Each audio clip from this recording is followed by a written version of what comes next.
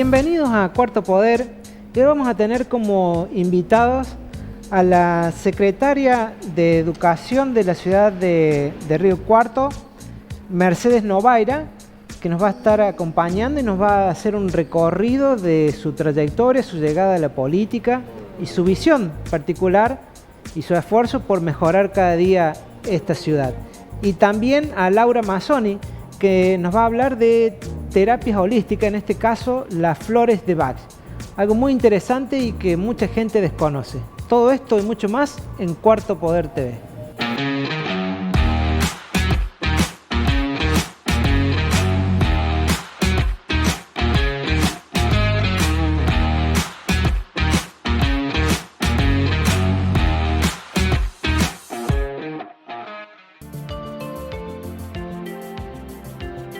Capire Group. Somos una organización integral y global que se anticipa a los cambios, a la vanguardia del conocimiento, apostando a la innovación y creatividad con el objetivo de contribuir ampliamente a la sociedad. Brindamos servicios de consultoría, management empresarial y asesoramiento integral.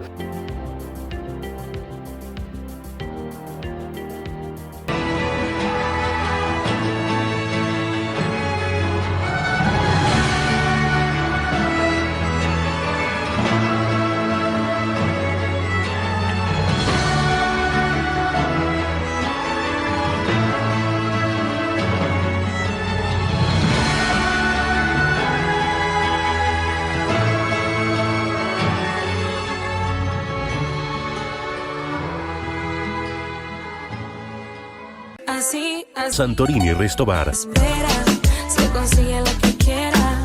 Así. Santorini Resto Bar Café. Puede pasar lo que sea. Hoy por ti, después por mí. Vamos allá, estamos aquí. Hoy por ti. Santorini, el auténtico sabor mediterráneo.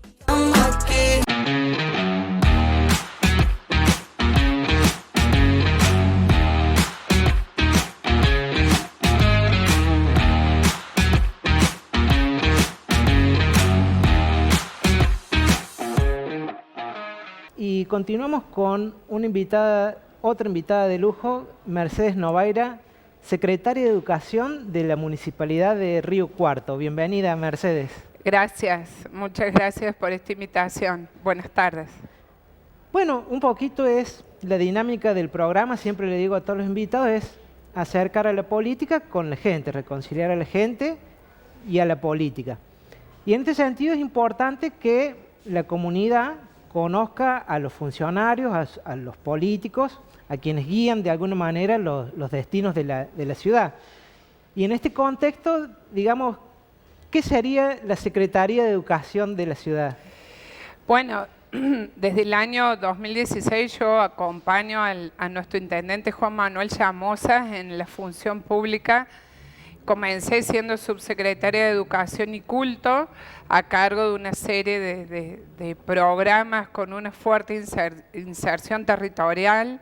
Yo la verdad que en el 2016 cuando le dije que sí a esta responsabilidad, creo que nunca dimensioné qué se venía, qué desafíos venían por delante. Le digo que sí por la confianza enorme que le tengo a su persona, a sus valores, a su familia. Quiero mucho a su familia, así que todo es más fácil trabajar con un conductor en el cual yo me pueda sentir segura por sus valores. Primero, antes que nada, eso. Soy parte de una estructura que el conductor, nuestro intendente, me ha permitido desarrollarme desde mis potencialidades y respetando mi historia personal, porque yo no tengo una familia política, no vengo de ninguna historia partidaria, es más, tengo más amigos radicales que peronistas, si tuviera que ser sincera en este momento en vivo. Y esto no me ha impedido ser parte de esta estructura, de este intendente que venía con tanto ímpetu y sueños en aquel 2016 para terminar afrontando, creo que la tragedia mundial más grande que hemos tenido después de una guerra, que fue esta guerra sanitaria de la pandemia. Contarte que cuando yo digo que sí, me enfrento a una estructura de casi 300 personas, 292, 95 trabajadores en total, a cargo de solamente programas de educación. Fuimos creciendo, fuimos caminando, él convencido de mi impronta y la preparación que yo traía, que me había dado la iglesia, los grupos juveniles de la Iglesia Católica, el Hogar María Madre de Dios, mis 2 escuelas importantes en donde yo aprendí a trabajar en los barrios con el contacto humano, trabajos de extensión desde la Universidad Nacional de Río Cuarto. Yo soy química, soy licenciada en química, me doctoré, me postdoctoré y durante toda mi evolución académica nunca abandoné el trabajo y mi compromiso social con las personas en Río Cuarto. Lo he hecho la mayoría de las veces desde la iglesia, desde el grupo misionero de la Escuela Cristo Rey y a la escuela que fui. Y después, bueno, fui parte de una serie de movimientos dentro de la Iglesia Católica que me permitieron seguir aprendiendo. Llamosa conocía parte de mi historia por la amistad que tengo con su hermana y todo este potencial que uno trae, bueno, él supo volcarlo en el momento justo y con las personas adecuadas. Fui aprendiendo durante la primera gestión con accidentes, con aciertos, a veces con miedo. Uno en la gestión no siempre se alegra, a veces tiene dolor de panza, de estómago, a veces ríe, a veces abraza y necesita ser abrazado más de una vez. Hablar de política en este 2022, en una coyuntura en donde me encuentro hoy siendo secretaria de Educación, con la firme responsabilidad de que ningún riocuartense quede afuera del sistema educativo formal, porque los municipios trabajamos para que toda persona niño, adolescente, adulto, sufra alguna vulneración de derechos en materia educativa, estemos atentos rápido para reincorporar a esa persona al sistema educativo. Y ahí, qué importante, digamos, que es un hecho a destacar, el reconocimiento al mérito por parte de quien conduce los destinos del municipio, el intendente Llamosas. Es importante porque muchas veces lo que la mayoría de la gente critica es el amiguismo. Sí. Y bueno, este es un claro ejemplo de que no todos los políticos son malos, no todo es lo mismo. Y en este programa siempre destacamos y tratamos de rescatar aquellas acciones políticas y de los políticos que son ejemplares de alguna manera. En este caso, algo a destacar, por ejemplo, es el reconocimiento, haberte puesto por el reconocimiento al mérito, a tu experiencia. Sí, Juan Manuel es una persona muy cauta, que tiene mucha armonía interior. A los ojos de la ciudadanía pueden decir que es una persona calma, que no se enoja, pero yo digo que es un tiempista de lujo, sabe pensar en los momentos precisos cuándo decidir. Ha tenido aciertos seguramente y errores, como todos los hombres y mujeres los tenemos, pero lo que yo destaco es que a todos nos dio una oportunidad. Él te da la oportunidad después. Es decisión tuya administrar las oportunidades que tenés en la vida. En política a veces los trenes no pasan tantas veces. Él nos dio esta oportunidad, éramos en el 2016 prácticamente casi todos sin experiencia. Yo venía de compartir una experiencia en el centro cívico en la provincia con él y nunca él dejó de pensar en que siempre es posible tener más oportunidades a los que tenemos la responsabilidad de conducir. Lo curioso y lo astuto de él fue que la mayoría, muchos veníamos de espacios no partidarios. Y esto es lo que a él lo convierte, creo, en un gran conductor, porque entender la política desde las bases mismas es un desafío y es una decisión. Yo nunca entendí a la función pública sin hablar de política y viceversa. Es así, es una palabra compleja hoy de nombrar, pero no hay que tener miedo de enfrentarse a hablar de proyectos políticos, porque estamos en momentos donde pareciera que pertenecer a un proyecto político es un castigo. Y yo puedo decir con la firme convicción que no, porque si no, no hubiera sido parte de una gestión que hoy me permite a mí estar de licencia en la universidad. Yo tengo mi trabajo por fuera de la universidad, por fuera de la municipalidad. Soy docente universitaria, he hecho mis 3 carreras acá en Río Cuarto y parte en el extranjero, y puedo afirmar que es interesante participar en la función pública, pero siempre con un ideario claro, y soy Porque parte de este esquema. la mayoría es el imaginario colectivo, de alguna manera, es que los políticos tienen la vida fácil. Y acá una de los motores del programa es desmitificar eso, o sea, mostrar la realidad, que como en todos los órdenes de la vida, hay gente que hace bien su trabajo, hay gente que lo hace más mediocremente. Entonces tratamos de... ¿Cómo fue tu llegada al mundo político en sí? ¿Cómo fue tu experiencia? Porque vos venías del ámbito docente, de otra... Científico y académico. ¿Cómo fue ese primer encuentro con el mundo político? Es otro lenguaje, hay que aprender, desde que tía no la compañera, y vos te imaginás la imagen de los compañeros del grado del curso, cuando vas a la escuela, sos niño o adolescente. Es un lenguaje que se vive, se vibra, que hay que respetar la historia del que te lo dice. Yo nunca juzgué, siempre me dediqué a aprender, sobre todo de los más viejos en edad, porque creo en la experiencia de vida siempre de las personas más grandes, y mi llegada fue, reconozco las primeras veces que fui a actos políticos, actos partidarios, el tironeo de mi familia. El único que estaba contento en mi familia era mi papá, que bueno, lo perdí hace 3 años en medio de la función pública.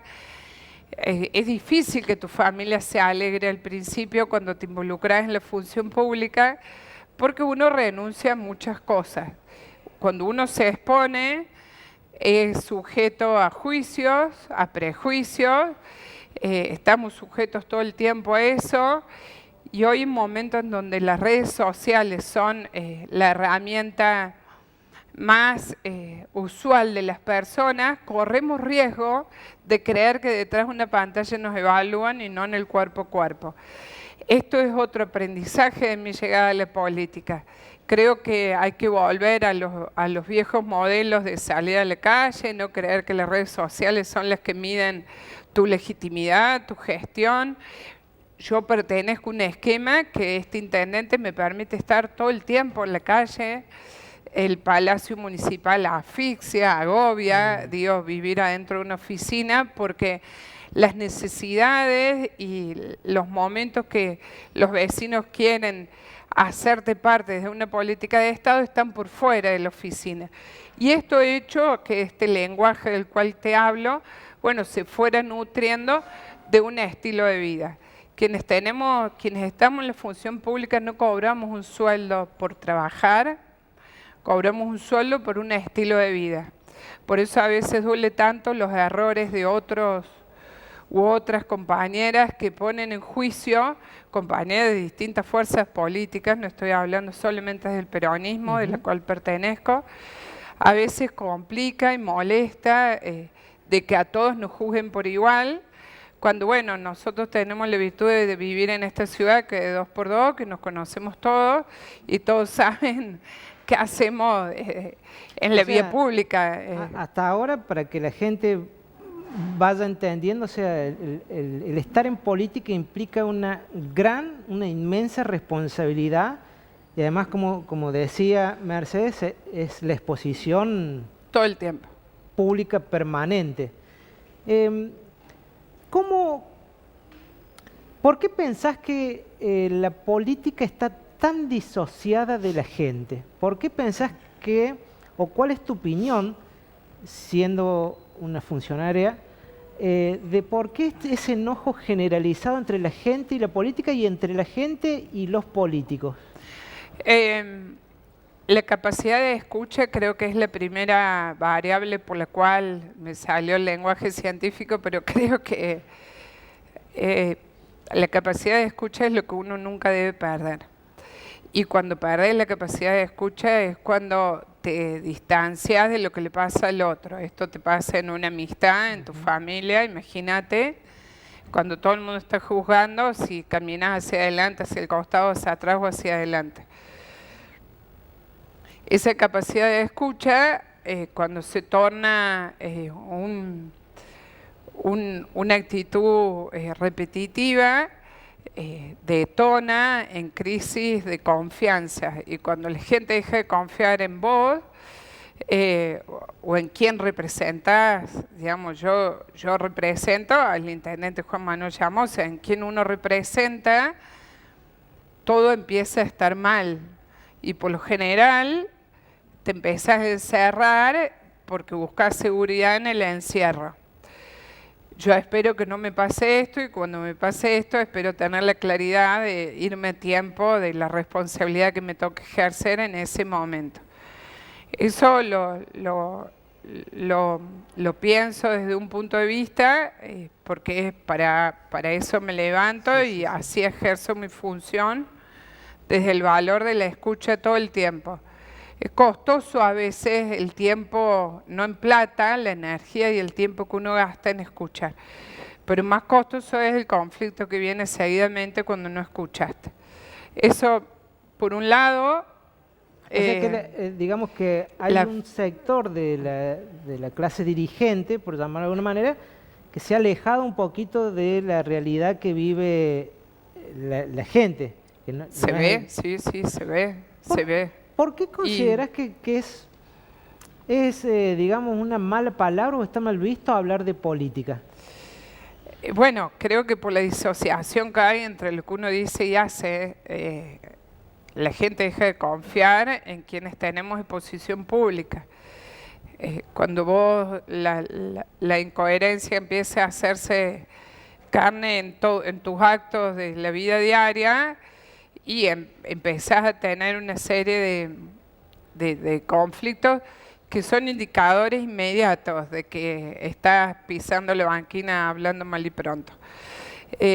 La coherencia creo que es el primer ítem en el cual las personas que tenemos responsabilidad de conducción en el ámbito público, en el ámbito privado, debe estar de turno las 24 horas, pero yo creo que las personas entran a juzgar cuando no tiene nada que ver lo que haces con lo que decís, o lo que decís con lo que haces, y viceversa. Porque a veces es un poquito eso lo que comentabas, que incluso dentro de la propia familia, digamos, el estar en política o el actuar en política lleva a ciertas fricciones, pero se da en todos los órdenes sociales. Sí. Eso en general vos pensás, ¿por qué puede ser? O sea, más allá de lo que nos decía, o sea, ¿por qué en familia comúnmente se decía de política, de religión y de fútbol no se discute? Es un dicho lamentable, digamos, porque no debería ser así. Creo que es hasta que te vean contento con lo que haces. Yo me levanto contenta con lo que hago, con lo que he optado a hacer en esta etapa de mi vida. No me pesa el cansancio en noviembre, después de estos años tremendos que hemos tenido que vivir, atestiguando y tratando de cooperar para la reconstrucción del tejido social, que no es poca cosa. Aún así nos seguimos levantando confiando que es posible aportar desde el rol que uno le toca ejercer herramientas para fortalecer el diálogo.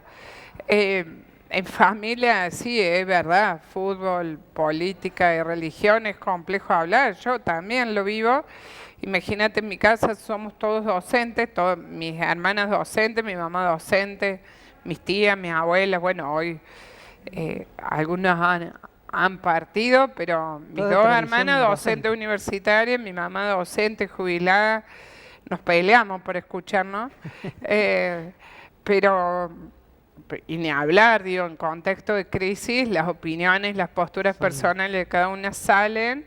Y bueno, en la familia también uno se tiene que respetar y te tienen que ver convencida que por lo que cobras es por lo que verdaderamente te levantás, digamos. Y yo siempre digo, Espero saberme ir a tiempo de la responsabilidad que me toque afrontar cuando no esté haciendo las cosas bien. Por eso siempre es bueno tener gente buena Rodearse que de te gente, conozca, claro.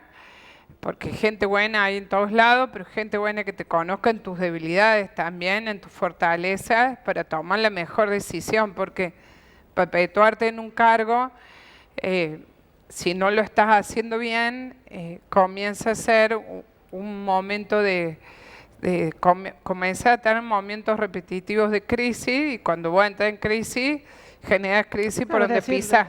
rodearse no de aduladores, sino de personas que hagan una sana crítica y para poder corregir el rumbo y tener Mirá, una percepción de la realidad Sí, más... el espacio al cual me toca conducir dentro del esquema de gobierno, yo creo que es el más pluralista que te puedes imaginar, de personas de todas las realidades, colores políticos, porque la municipalidad tiene empleo radical, empleo peronista, empleo socialista, tiene gente que no cree en ningún partido, tiene gente pañuelo verde, pañuelo celeste, pañuelo naranja, gente con diferente manera de autopercibirse y nada. Y se convive y se trabaja Sí, naturalmente. porque la vara es esa, es el trabajo, bueno, desde los zapatos que vos quieras usar, Y desde, digamos. como con esa trayectoria docente tan importante y desde el ámbito de la ciencia, que tienen otra manera de analizar y de otro método, ¿pensás que, hablando de la sociedad local, provincial y podemos extrapolar a lo nacional, ¿pensás que somos una sociedad, y esto tiene que ver con la educación justamente, ¿pensás que somos una sociedad con falta de educación, inmadura en el aspecto político? En nuestra época teníamos, en mi plan de estudio, me mataste con la pregunta, teníamos educación cívica. Educación, sí, sí, que después fue No sé introducción cuántos cívica, años tenés sí. vos, pero yo Sí, tengo 42. 45. ¿Eh? 45. Oh, está re bien. No, yo tengo 42. Pero teníamos educación cívica. Y yo siempre me acuerdo, mi profesora fue la mamá de Guillermo Rivas, que bueno, falleció hace unos años también, muy enferma. Y ella insinuaba en el valor de los actos democráticos que teníamos como sociedad. ¿Qué era votar? ¿Qué significaba participar? ¿Cuánta gente se había muerto, digamos, Sí. por pelear por el valor de la democracia? Y en el momento, a una determinada edad, si no tenés buenos referentes al frente tuyo o arriba tuyo, es otro idioma del cual te hablan. Creo que los contenidos la escuela los da, no es que no los da, los da. Falta gente que vuelva a enamorar a adolescentes y a jóvenes del valor que tuvo la historia para llegar a hoy a tener los derechos que tenemos. Yo estoy convencida que faltan referentes que enamoren a los jóvenes de hoy, del 2022, del 2021, del 2023, del 2020. Faltan referentes que vuelvan a enamorar a los jóvenes del valor de la historia. Sin ser pesado, digamos, en ponerte en un canal de retro, blanco y negro, de hablar de la historia, porque también hay que ayornarse a cómo uno enseña el valor de la historia. Creo que esa es la estrategia que debemos darnos hoy de cómo enseñar el valor de lo que nos pasó para cuidar lo bueno que tenemos, que no pase como escuché hace poco a Luis Juez decir que con la democracia no nos mejoró la vida a nadie, más allá del espacio político del que pertenezca. Sí, sí. Esas arbitrariedades que por ahí algunos dirigentes se dan, pueden generar muchas más confusiones, porque a mí hoy me toca estar a cargo de la Subsecretaría de Derechos Humanos, escuchar a hijos, a hijas de personas desaparecidas Y no deben estar muy contentas con que Sí, son frases el de esas llamado formas, de determinados dirigentes sea que la democracia no sirve. Sí, sí. Eh, Bueno, justamente... Creo que es lo que más sirve, lo que hay que cuidar, pero hay que cuidarlo con la capacidad de enamorar a otros jóvenes. Yo digo jóvenes porque es la edad Sí, donde sí. uno tiene los ideales más puestos a flor de piel, y creo yo que en mi juventud, en mi adolescencia, yo fui al Cristo Rey, como te dije, tuve gente muy comprometida con estos valores públicos que me permitieron a mí cuidar quizás hoy lo que me enseñaron hace más de 20 años atrás. Y para ir redondeando y cerrando esta hermosa entrevista, un mensaje para la sociedad de Río Cuarto, en general para la provincia, para los docentes, para los jóvenes. ¿Qué mensaje les dejarías? Para toda esa gente a la vez, Sí, para qué difícil. Digo, porque la capacidad de escucha de cada sector es distinta y no todos esperamos escuchar lo mismo.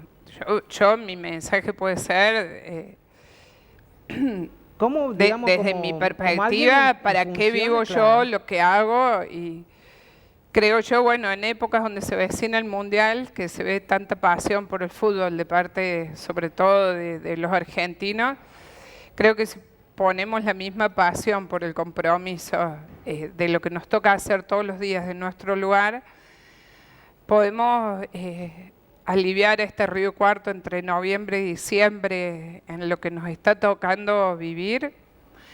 Vivir cada día, decía un cura, a mí me decía que, citaba a Santa Teresa que decía, vivir lo ordinario en forma extraordinaria.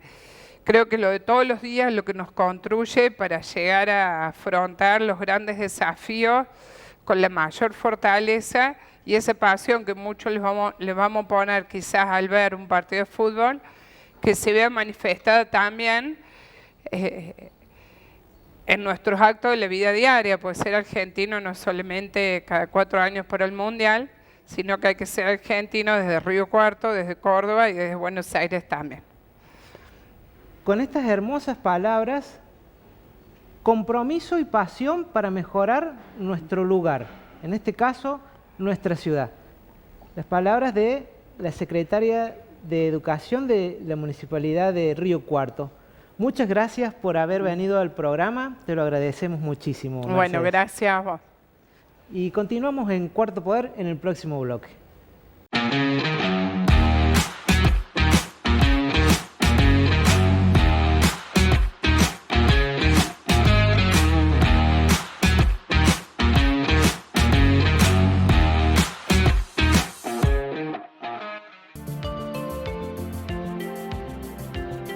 Capir Group. Somos una organización integral y global que se anticipa a los cambios, a la vanguardia del conocimiento, apostando a la innovación y creatividad con el objetivo de contribuir ampliamente a la sociedad. Brindamos servicios de consultoría, management empresarial y asesoramiento integral.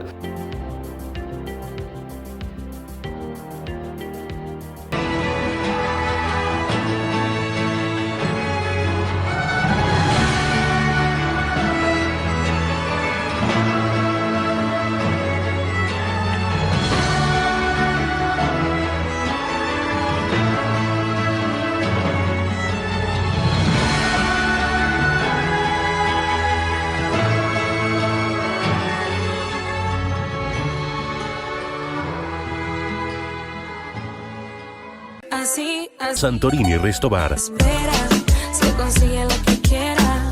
Así, así Santorini Restobar Café. puede pasar lo que sea. Hoy por ti, después por mí. Vamos allá, estamos aquí. Hoy por ti, Santorini, el auténtico sabor mediterráneo. estamos aquí.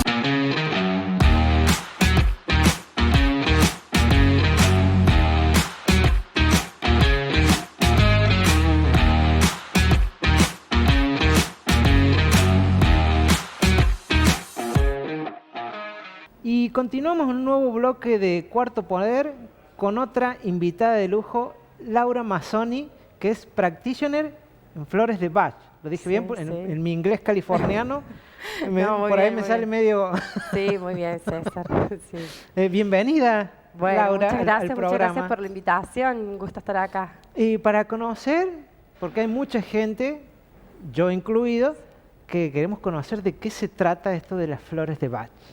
Bueno, para hablar de los remedios de flores es muy importante, César, ubicar quién era Bach en realidad. Él era un médico muy ortodoxo de hace casi 100 años atrás en Inglaterra. Ubicando la época y la geografía, bueno, realmente él rompe todo un paradigma con el cual hoy nos podemos curar y hacia dónde están ubicados y situados, enfocados este tipo de remedios y que es el centro emocional. ¿Sí? Es ahí donde trabajan las flores y ahí donde curan y sobre todo educan. O sea, para ¿Sí? que la gente tenga claro, trabaja en la parte emocional. Emocional. Estas flores son principalmente para la parte de las emociones. Exactamente, son remedios para las emociones.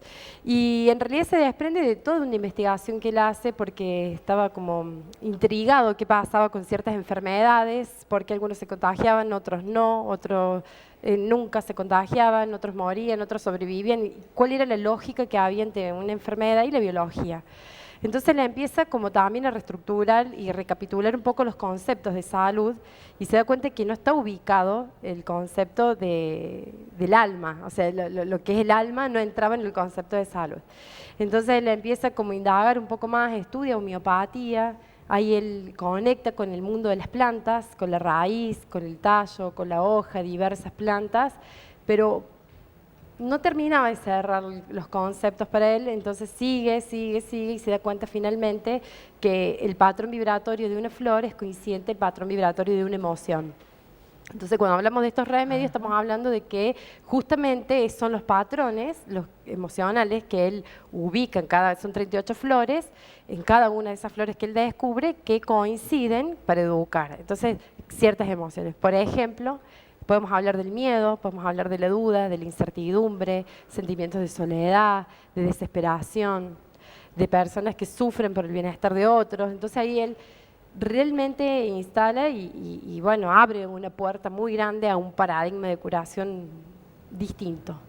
O sea ¿no? que es súper, sobre todo en esta sociedad del miedo, la desesperación, o sea, tenemos todo junto, sería uno de los remedios o de las alternativas que a las que la gente puede acceder son a las flores de Sí, Bach.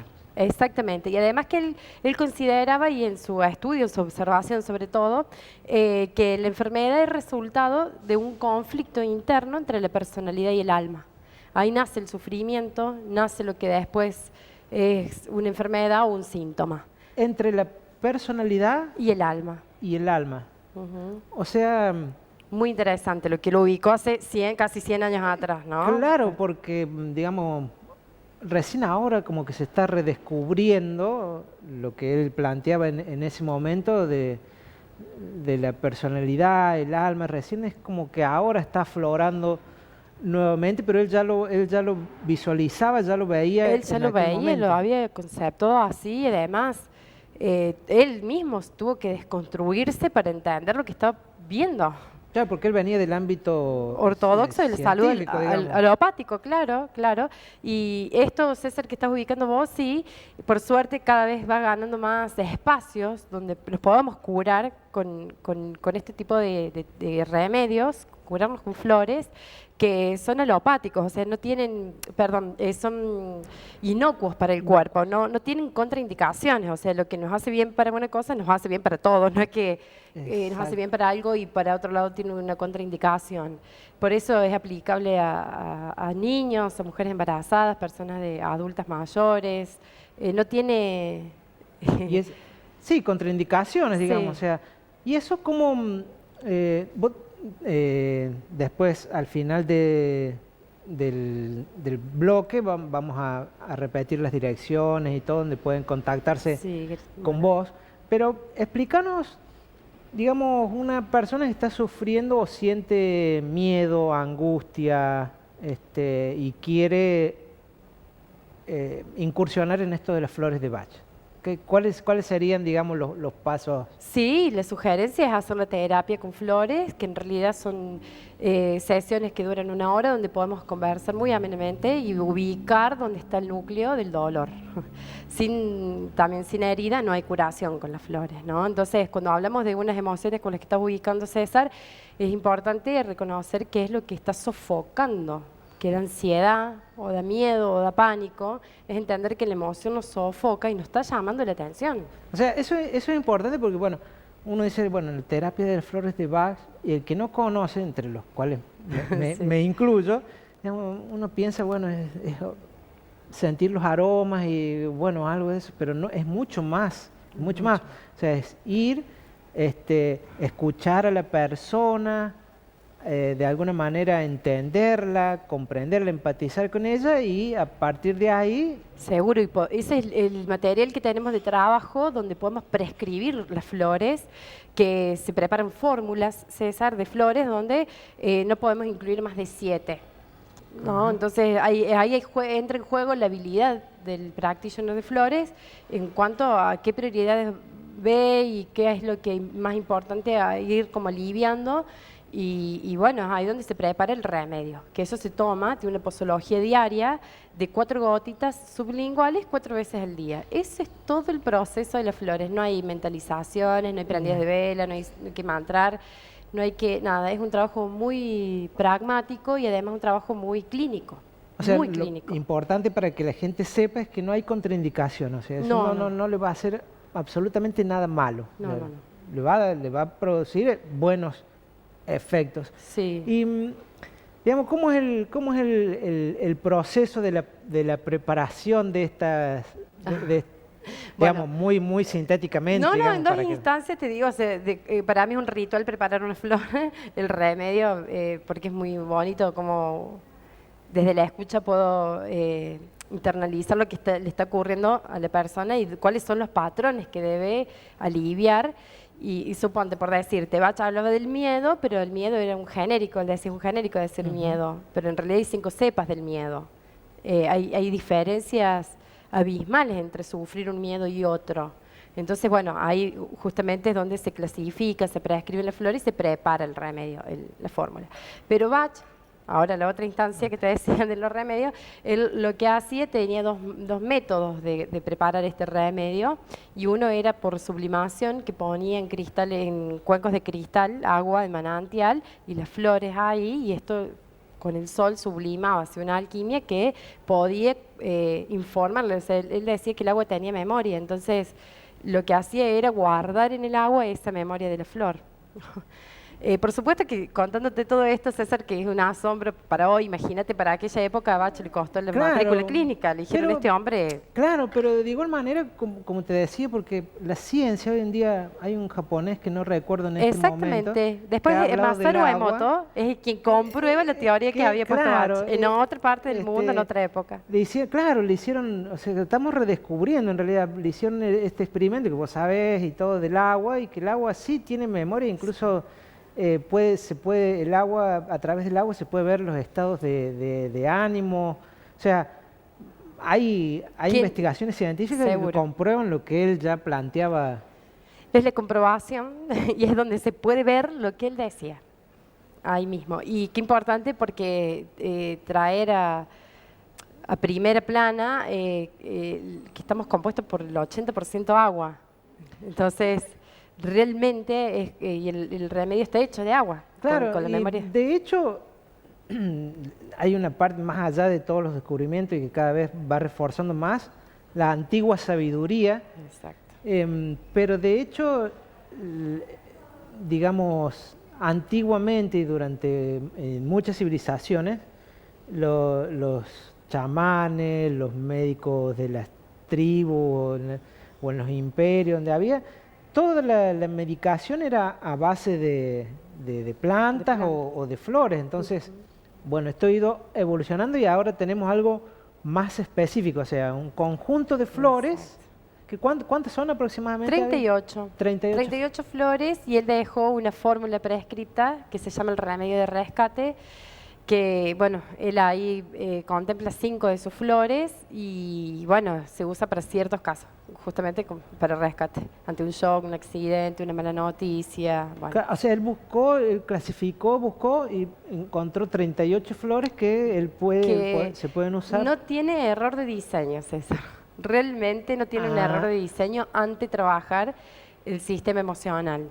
Y también en estos conceptos que él decía, el conflicto entre la personalidad y el alma, y empezar a educar ahí un poco la personalidad para contemplar lo que el alma quiere. Porque él decía también que en su paradigma, en su filosofía, él decía que una vida humana es como si dijéramos en un día de escuela.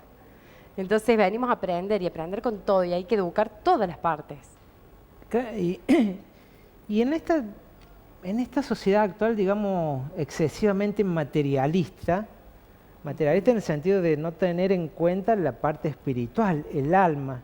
O sea, ¿qué le puedes contar a la gente de esta parte? Porque esta terapia de Flores de Bach apunta también a sanar el alma de alguna manera, es en conjunto. Y justamente eso, yo creo que cuando uno ya no da más de sufrir y cuando clínicamente está descartado cualquier diagnóstico porque los análisis dan bien, porque los estudios dan bien y porque uno sigue padeciendo un dolor, un sufrimiento, califica perfectamente para un proceso de flores. Porque justamente el dolor está mal enfocado, digamos, lo sentimos en el cuerpo, sí. Pero está haciendo, el llamado de atención está haciendo por otro lado, en la parte del alma o de la emoción, que en realidad la emoción, Bach decía que era la parte más visible del alma, ¿no? Él en estas cuestiones donde él hacía una comparativa y decía, bueno, si estudiamos la biología del humano, podemos ver que tiene un sistema urinario, un sistema respiratorio, un sistema coronario, pero ¿quién ve que hay dudas, que hubo angustia, que hubo miedos, que hay desesperación? ¿A dónde está el sufrimiento? No se ve, pero no significa que no esté. Entonces, por eso él como que llamaba a que miremos la otra parte del sufrimiento, que él insistía que es el origen de toda enfermedad. El origen de toda enfermedad. Está en una disfunción en cómo sentimos y cómo vemos enfocado la vida. Bueno, mira que adelantado que era Bach en su tiempo, porque otras cosas más que la ciencia va descubriendo poco a poco es esto, que los estados de ánimo, o sea, las emociones, los sentimientos, pueden desencadenar enfermedades que van desde el estrés hasta otro tipo de enfermedad como diabetes, etcétera. O sea, y eso se está estudiando y se ha verificado desde hace un tiempo hasta esta parte. O sea que él estaba muy adelantado. Y además que en eso que siempre hago hincapié, que él era médico y que era muy ortodoxo, es porque no era ningún improvisado y ningún, no sé, que venía como flasheando, qué sé yo. No, realmente él se encontró con esto y lo sistematizó. Como es un estudio científico, sí. Realmente para... Y qué visionario esto porque no es común, porque también haciendo un paralelismo con Bach, adelantado a su tiempo, tenemos a Jung, por ejemplo, que hablaba de las sincronicidades en aquel momento y que, digamos, la persona no era solamente la parte racional, intelectual, sino que había otro mundo que era el alma. En definitiva, están hablando del mundo espiritual, el alma. El mundo afectivo. El mundo, claro, y Bach justamente también va en ese sentido, de la trascendental importancia de contemplar esto en lo que es la vida y el sufrimiento, la salud, los conceptos de salud también. Él decía también, y aparte de esto, César, se desprende toda una mirada filosófica, un paradigma nuevo. Es un paradigma de entender la vida y la biología nuestra desde otro lugar donde no está contemplado hasta el día de hoy. Él decía, al fin de cuentas no importa tanto lo que ocurrió. Lo realmente exquisito y lo que realmente importa es qué hicimos con eso que sucedió y cómo gestionamos emocionalmente los sucesos que tenemos en la vida. Entonces, es aprender a mirar distinto también el foco del conflicto que nos da tanto sufrimiento. Claro, o sea, lo que se hizo no se puede cambiar, ya está. O sea, él decía, enfoquémonos en a ver qué hacemos con eso. ¿Qué hicimos con eso? ¿Qué recursos teníamos? ¿Qué recursos emocionales teníamos para afrontar eso? Si se cristalizó una emoción o si la podemos gestionar, si quedamos resentidos, si quedamos dolidos. A mí me asombra suponte, hay 2 flores dentro del sistema que trabajan el enojo. Y uno es un enojo un poco más expresado, más lo que tiene que ver con los celos, con la envidia, y el otro que es el sauce, el otro remedio está hecho con el sauce, que tiene que ver con los enojos resentidos y cómo una persona puede vivir enojada 40 años, o más, o menos, o años. Es como, y bueno, y nunca pudo gestionar ese enojo y liberarse de eso. Y eso da mucho sufrimiento interno. Claro, Entonces, cuando hablamos también de flores, es curar la manera en que tenemos de resolver internamente, de mirar el conflicto, de gestionarlo. y por ejemplo así, sin dar nombres, en el anonimato, digamos, pero para ejemplificar, casos así de que te han llegado de por ahí gente con, no sé, con miedo, con los distintos tipos de miedo que me Ay, César, explicaba. lo veo todos los días de mi vida. Contanos Ay, un poco, es porque somos re constante. No, curiosos. Sí, la no, audiencia y es yo, o que sea. yo soy una apasionada de mi trabajo, re ortodoxa de las flores, vivo estudiándolas. Hace 15 días participé de un, como alumna, no expuse, pero en un congreso de flores que se organiza en México, que son 4 días de 12 horas de exponente, y la verdad que está ganando cada vez más tiempo y más terreno en tanto a lo que es la salud y bueno, las investigaciones, cómo quedan expuestas y todo. Sí. Yo sigo estudiando. Y trabajo todos los días y soy testigo de primera línea de los milagros que ocurren, porque yo, bueno, lo gestiono.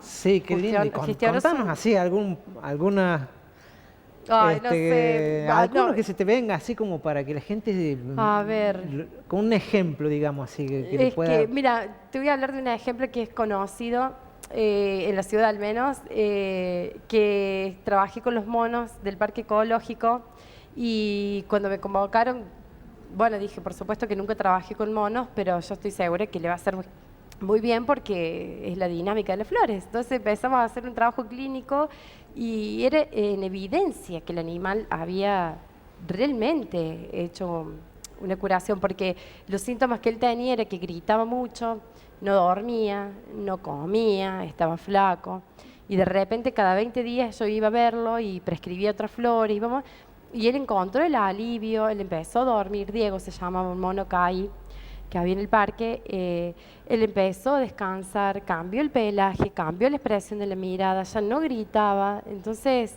se restauró en él algo que él expresaba y que era un sufrimiento. O sea, que Y para mí quedó- fue exquisito el caso, además, porque fue también salirme un poco de los libros y ver cómo que no hay efecto placebo, que por ahí las flores son acusadas de ser efecto placebo y que, bueno, son 2 gotas, 3 gotas y son muy como...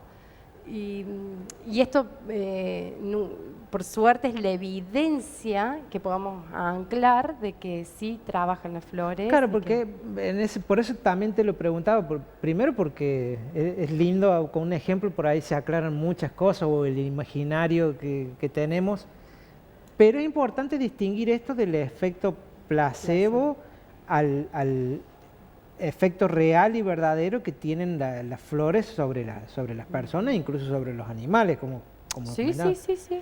Pero además vos me decías que, por ejemplo, en una sesión, es para poder vos identificar, vos hablas con la persona. Les vas- escucho. Los escuchás. Les escucho. Nadie llega, creo, a las flores súper contentos ni felices. Siempre llegan con un sufrimiento, ¿no? Y es ahí donde le damos como ver la herida y poder verla me habilita realmente a poder darle el remedio para que se cure. César, yo hace más de 10 años que estudio y trabajo con las flores y la verdad que lo veo infinito. Yo sigo porque digo, hay algo más. Siempre se puede seguir. Sí, se puede seguir profundizando sobre el tema, pero básicamente esa es la dinámica y sobre todo después de entender que las flores conmigo se van a ver cada 20 días. Son citas cada 20 días, pero la dinámica es ambulatoria, porque una vez que está hecho el remedio, esa es la posología diaria y cuando se termina el remedio, que es justo a los 21 días, se vuelve a la consulta a ver qué pasó y ahí revisamos la fórmula y vemos para dónde sigue. Igual es importante decirte, César, que es un proceso, no me gusta ponerle tiempo a decir si es corto, si es largo, no es eterno.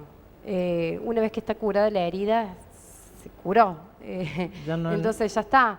Siempre lo recomendable hablar de tiempo es no menos de 4 o 6 meses, porque uno empieza a sentir el alivio.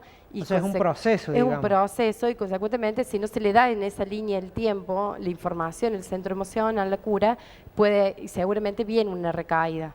Entonces, sostenerlo en el tiempo garantiza que no haya recaída. Y después, sí, no es un remedio que sea adictivo, que genere dependencia, que si no me faltan, no se falta. Bueno, pero es importante porque, digamos, es bueno recalcarlo para que sepan que no genera ningún tipo...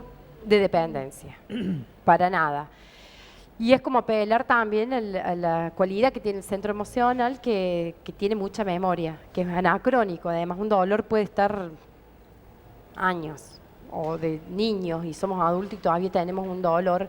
Y también entender que cuando aprendemos a gestionar eso, ya está hecho. O sea, ¿cuántas veces aprendemos a andar en bici o aprendemos a andar en auto? O por más difícil que sea, uno lo aprende y ya está incorporado. O sea que una vez que comenzamos el tratamiento, por ejemplo, con las flores de Bach, podemos notar alivios, no solo en el equilibrio espiritual, mental, emocional, sino también cambios en lo físico, o sea, dejar de a lo mejor de tener o aliviar determinada dolencia o mal funcionamiento del cuerpo en algún aspecto. Sí, a veces cuando suponte, lo que pasa es que la enfermedad del síntoma viene a ser la manifestación del sufrimiento interno. Exacto. Entonces, cuando uno cura eso, no siempre se cura la enfermedad. Hay enfermedades que llegan al cuerpo y llegan para quedarse. Sí, sí. Y hay veces que se pueden aliviar o curar. Me ha pasado con una consultante de flores que por años tomó flores y ella alivió y hasta curó, te diría, su fibromialgia, que es una enfermedad que es complicadísima de diagnosticar y complicadísima de trabajar con algunos remedios y medicamentos, y sin embargo ella, es resaltable también su constancia y su responsabilidad ante el remedio, pero ella hoy no padece de fibromialgia. Claro, O sea, y le fue aliviando, porque en realidad no es que se curó un día para el otro. No, de repente sus crisis se fueron espaciando y de repente las crisis que venían cada tanto y después ya no vinieron más crisis, porque ya su alma no tuvo que sofocar ese desvío Claro. de voluntad que había entre la personalidad y el alma. Entonces ya está, el alma no necesitó del llamado de atención. Y entonces, digamos, son con gotitas. Son gotas. Son gotitas son gotas. sublinguales. ¿nos Sublinguales, decías? sí. Y vos les decides cada cuánto tienen que tomar. Sí, la prescripción la está hecha, es muy prescripción. clínico. O sea, es muy Exacto. clínico. Sí. No, entonces, para que la Entonces- gente sepa, o sea, que es todo bien. Sí, Bien es como realizado, muy, bien. muy fácil, digamos, es un por ejemplo- proceso muy amoroso. Claro, Y y- muy concreto y real, digamos, es objetivo. Por ejemplo, qué sé yo, como no generan, porque volvemos a recargar, no generan ningún tipo de dependencia, pero por ejemplo, me hace bien,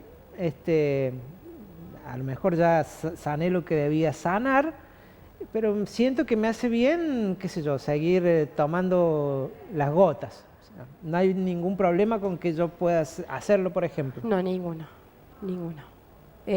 Por eso no se le puede determinar en un tiempo.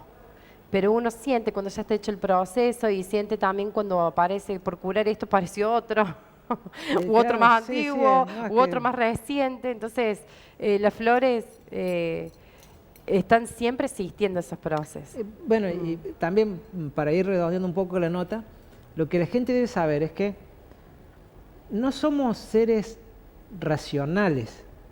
En esencia, y esto hay argumentación científica hasta el cansancio, somos seres emocionales. Los seres humanos somos seres emocionales con un contenido de razón. Entonces lo más importante es la emoción. Y en este contexto, entonces, de ahí viene la importancia, por ejemplo, de las flores de Bach.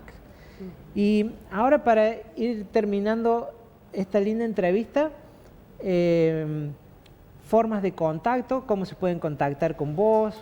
Por mi teléfono, por mi WhatsApp, mi línea más a mano que tengo, la que más uso, y si no las redes, que ¿Las me van a redes? encontrar como Laura Mazzoni. Como Laura Mazzoni en las redes. Sí. Y el teléfono, si querés lo decís. ¿Lo digo? Sí, si querés bueno. lo decís, le vamos Sí, a pasar después en el sí, graph sí, también. característica de Río Cuarto, 0358 y Bien. es 156 542 694. Ese es Muy mi bien. número.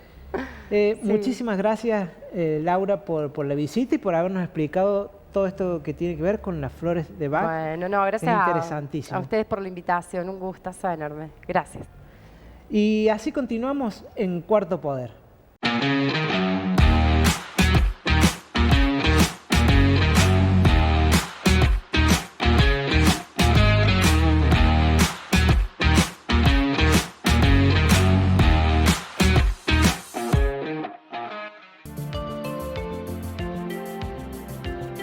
Cafir Group. Somos una organización integral y global que se anticipa a los cambios, a la vanguardia del conocimiento, apostando a la innovación y creatividad con el objetivo de contribuir ampliamente a la sociedad. Brindamos servicios de consultoría, management empresarial y asesoramiento integral.